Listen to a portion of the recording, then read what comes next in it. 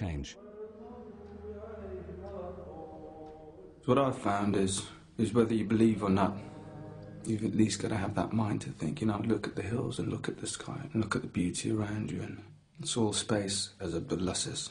Everything's living and you've got to be really aware and all the rest of it. And today I kind of, for a moment, was aware. Just a little moment. Really have to focus when you're praying. It's like going into a cave and actually losing yourself in the darkness, pleasant darkness, where it's just you and God. That's if he's home.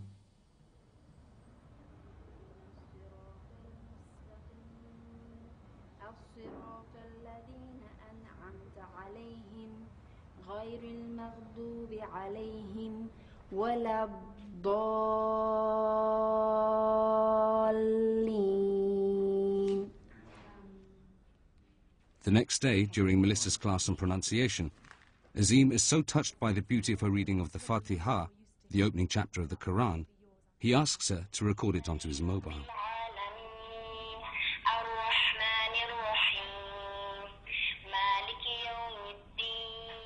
Can't ignore it, can I?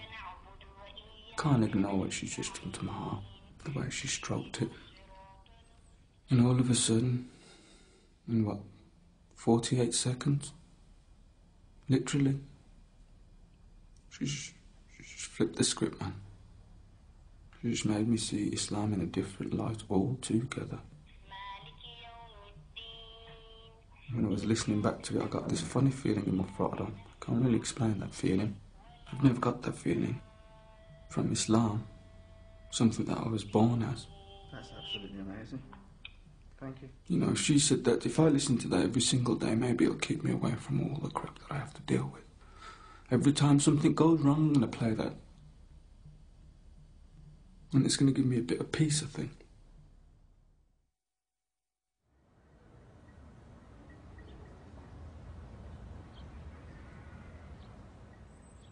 The gentle, non-judgmental atmosphere of the retreat is awakening Azim's sense of the spiritual. But not everyone feels moved in the same way. I'm not feeling anything emotional. You know, it just doesn't... And I can't explain to you why that is. You know, I feel I'm open to it, or open to sort of spiritual possibilities. I can certainly rationalise spiritual possibilities, and I can see it in other people, but just doesn't seem to happen to me. Despite attending every prayer and dhikr session and reading the Quran extensively, Simon has struggled to engage on anything but an intellectual level. Aisha is also failing to engage emotionally. Instead, she continues to focus on the conviction that what the retreat is actually teaching is Sufi religious practice.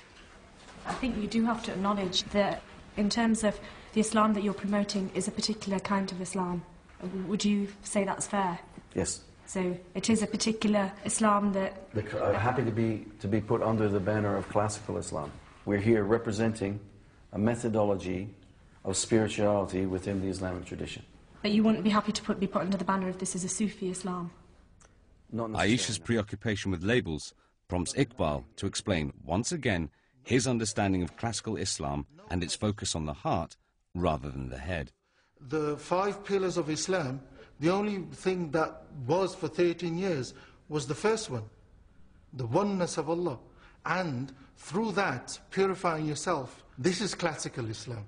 This is what Islam needs to be reclaimed, and that is what the Prophet Muhammad came with, and that was his message. The spirit is your relationship with your Maker. Which is the first pillar of Islam, Shahada. Yeah, and you keep repeating it until you realise, you have realisation. That's the most profound thing I've heard since I've been here. Right? Yeah. No, this is the way of the Prophet. And this is what Muslims have been denied. It's literally, our spirit has been, wrenched out from our bodies. And people have a problem with the word Sufi because they are the only ones who continue with that path. everybody's been wanting me to feel something emotional all week, and I keep saying to everybody nothing's had any effect, but there was just a very important thing which really touched me, that Sidi Iqbal just said. Muhammad, as a prophet, was really just concerned about his intent. It was his heart that he wanted to make sure that was right, and his heart with respect to God, and his heart with respect to other people. That's the central truth of all the religions, and that's how I try and live. You know, and I didn't really need to come here to realise that. You know, that's...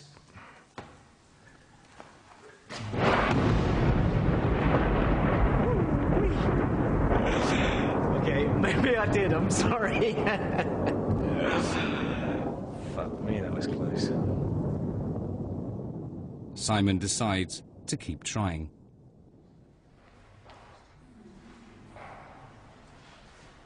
Simon had his mobile, which is great, but I don't want his mobile, really. I want Mudassir's mobile. Almost 10 days into the retreat, Mudassir is still failing to link his continued dependence on the outside world with his lack of spiritual progress. Okay, but just make sure you ring him, okay? I'll speak to you later. Sorry. Mudassir, have you got a moment? Yeah, sure. That's good. What's that? For Abdullah, the time has come to intervene. Well, we're gonna be talking about this. Yeah, the whole purpose of Islam, the whole purpose of the Muslims, is Allah and nothing else, isn't it? So I really now want us to come to a time where we're going to say to you, no more mobiles. I know it's a bit frightening, but Mudassir, you need to take stock. You need to gather your energies. Yeah. You see, everything I am now, or have got to, you know, everything I've achieved so far, which is not much, very little, but whatever it is due to me being accessible, is due to me being in touch and being proactive. You know, you're very accessible, but are you accessible to Allah? It's as if what you're saying is A, the proactiveness, B, the accessibility, and C, the kind of... I have to sort of suppress my drive. No, I want you to drive the other way. What do you mean? Your drive is out. I want you to drive in. Because if you use the same amount of energy that you go for the hour to drive in, you're going to go very deep. And I think for you it would be a real challenge, and it could be the beginning of a lot more. Okay. Have I offended you? No, you haven't offended me. Have I touched you? You've touched me, yeah. I'm serious. I need to change to become more in tune with my thoughts, and that I shouldn't be afraid of relinquishing modern day tools like the mobile phone. And I shouldn't be afraid of my own thoughts. And I think the question is, am I afraid of my own thoughts?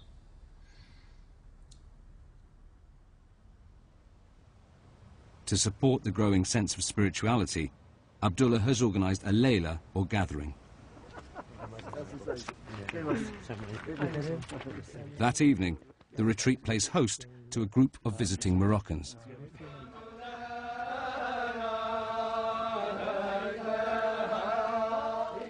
Abdullah first became a Muslim over 30 years ago while travelling in Morocco, and he's keen for the group to be given a taste of the qualities that so impressed him. For me, they represent the sort of thing which I aspire to. Genius, and it's creative, and it's inspiring. It's not prescriptive, it's just something that's within them. And it flows, and it's an integral part of their lives. As a sign of respect to their hosts, the first duty of the visitors is to honour the dead.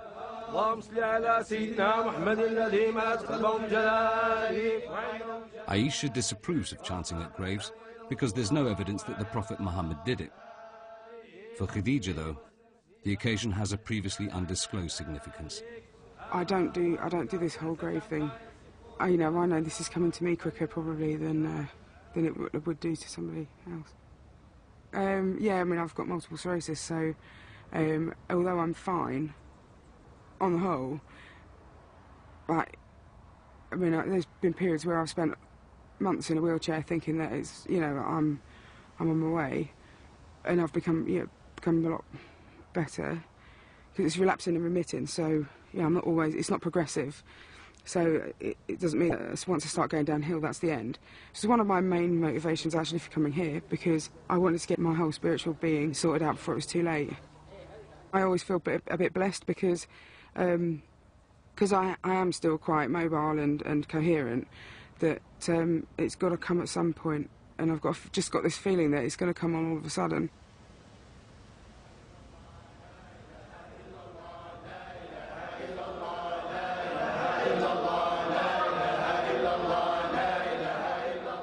The scene at the grave, Khadija's revelation, and the energy and passion of the gathering are an emotional culmination to the first 10 days of the retreat.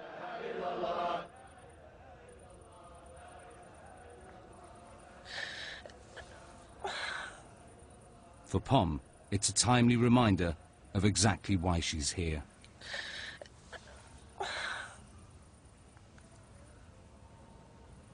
I suddenly felt this kind of like a dam kind of breaking today, and there's last week been kind of lots of bravado and lots of humour and stuff between us all, but I don't know, I'm kind of aware that actually what I've been doing the last week is what I've been doing for the last kind of 20 years, just kind of knowing there's something there and coming across various opportunities to kind of do something about it, but then getting swept away. And at home it's more kind of hedonistic lifestyle in a way, but here, that on a different scale, but kind of similar, just not really allowing any time to reflect at all, or actually to look into what I'm kind of wanting to look into in a way.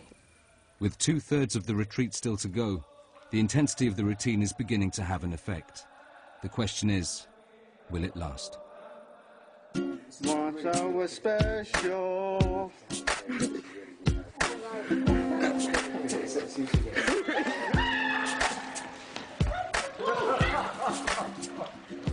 If you don't undergo the program of the retreat, then you need to ask yourself why you're here. She's very, very strict in her Islamic ways, and she's the type of woman that I'm kind of aiming for now. I want that it's a bit more religious, a bit more Islamic, because I am a Muslim. I'm not believing in Allah. I'm asking to believe that you have a spirit and a heart and a soul, and these are the things that you've got to be feeding. If that brings you to Allah, alhamdulillah.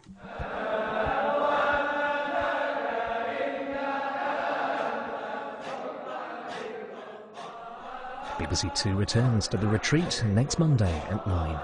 Comedy next tonight with A Far From Ideal Life for Johnny Vegas.